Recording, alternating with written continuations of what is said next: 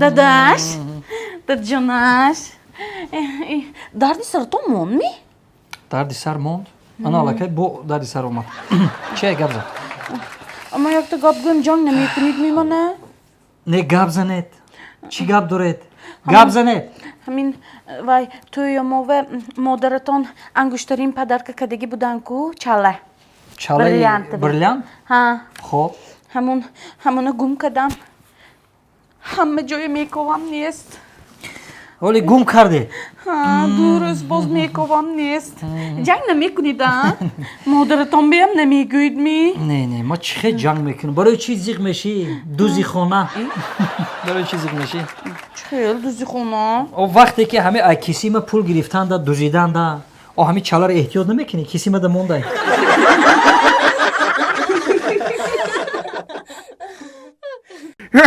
نمیرکای عزیزی ما اگر برای شما هم بلیت سمالیات در کار باشه من هم واتساپی اویاکاس شهنازه رو زنگ بزنین در 5 مینوت صاحب بلیت میشوین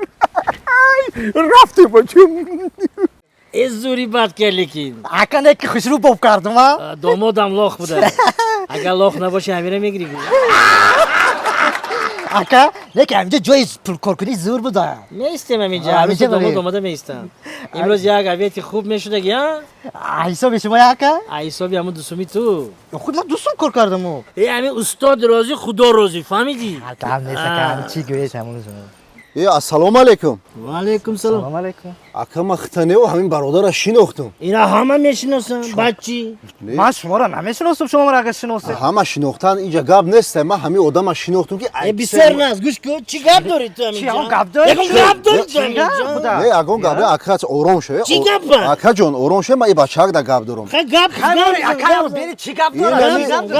خیلی بگپ ما گپ زنم اخی گپ داری؟ چی گپ داری؟ بس برادر همین تو کیسه ما همیون ما دز دیدی با خدا همین دندان میتونم که همین دوست نیست ما همین برادر بعد چشمکم دیدم که کدام همیون کدام همیون اوکی اکا همیون ما اکسم دز دید اخی کدام همیون همیون سرخ اخی سرخ تو همیون سرخ دیدگی همجیون سرخ ها چی؟ من ولی یافتم ازم یافتگی های مردک چی خیلی گم میزنی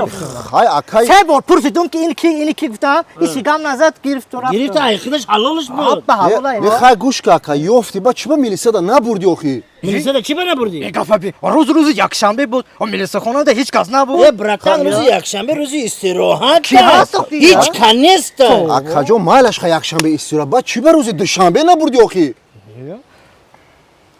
ای گوش کن روز دوشنبه همیان ده اما کشلوک ده هیچ چه نبود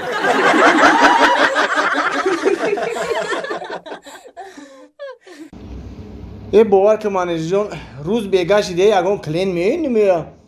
مردم توز کادرستان کورا او ماشین کر بو روغن بریزه شونور توز کلیز ور جو بجو کو بگی بمون عرق کردم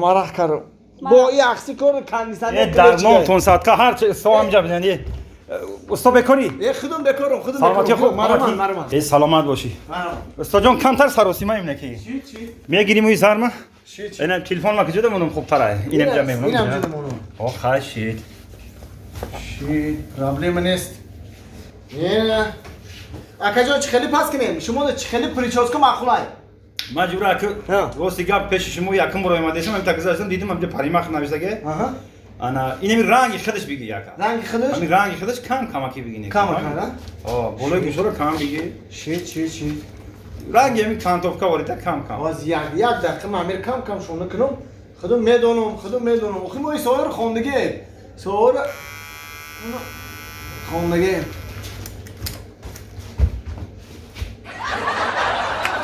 اوست نگاه کن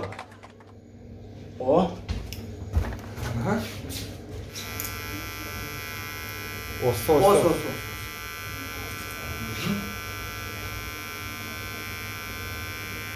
والا خود میبرن استو میشنی در اینجا راحت میگیری بیرون گام نجم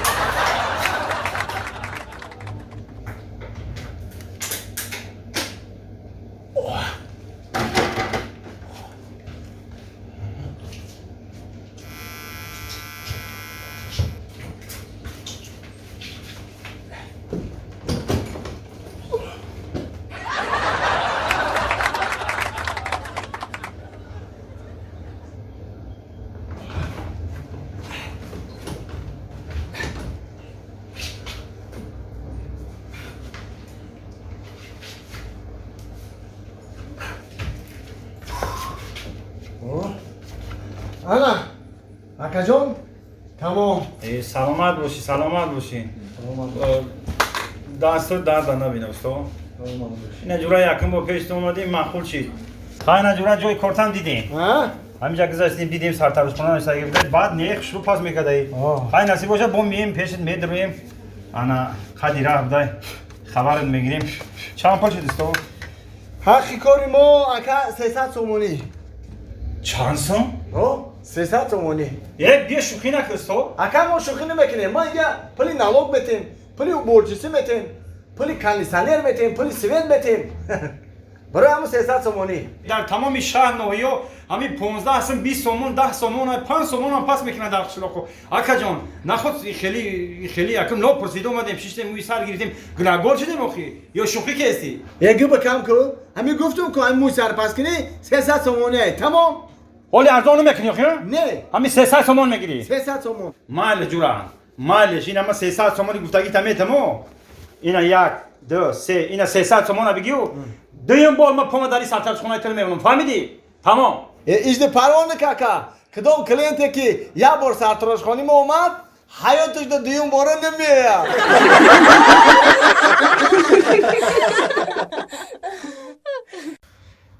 این زنک هر ساعت 8 کار میرفت 12 میگشت اینا که بر اومده رفته این ساعت 4 شده نیومده اینا بیه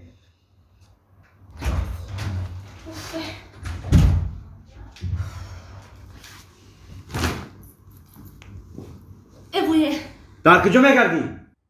در کجا میگردی میگم اترا این چی خیلی بر اومدن رفتن اومدن هر ساعتی 8 کار میرفتی ساعتی 12 در خانه دا بشیدی کو این ساعت 4 شده ای کجا میسی تو؟ ای کجا میسی میگم؟ مردک ای خدی وحدت تا اینمی خونه را کو ما پیاده آمدگیم در ماشینا را من میکنم ماشینا نمیستن اینمی یک تاش جورای خدت سنت اینمی ای پیشم گذشت اینمی من کدم مرا دید سیگنال داد گذشت رفت ماشینش خوب خالی بود خالی نبوده از نچید پر بوده مردک ما بودم در امورا خالی بود ماشینش نه همون اگر خالی میشید میگرفته داخل من میکرد داخل پر بوده نگرفته ایتا مردک میگم خالی بود مرا دید نکی نه ایستاد که دست من پاکتو دید که وزبین پاکتو ایکو نه ایستاد که مرا بگیره ببره تا در خونه را بیاره تو ما گفتیم که پر بود تا اگه جا میدونی که دری ماشینی او پر بود اوخی ما در دوری ماشینش بدم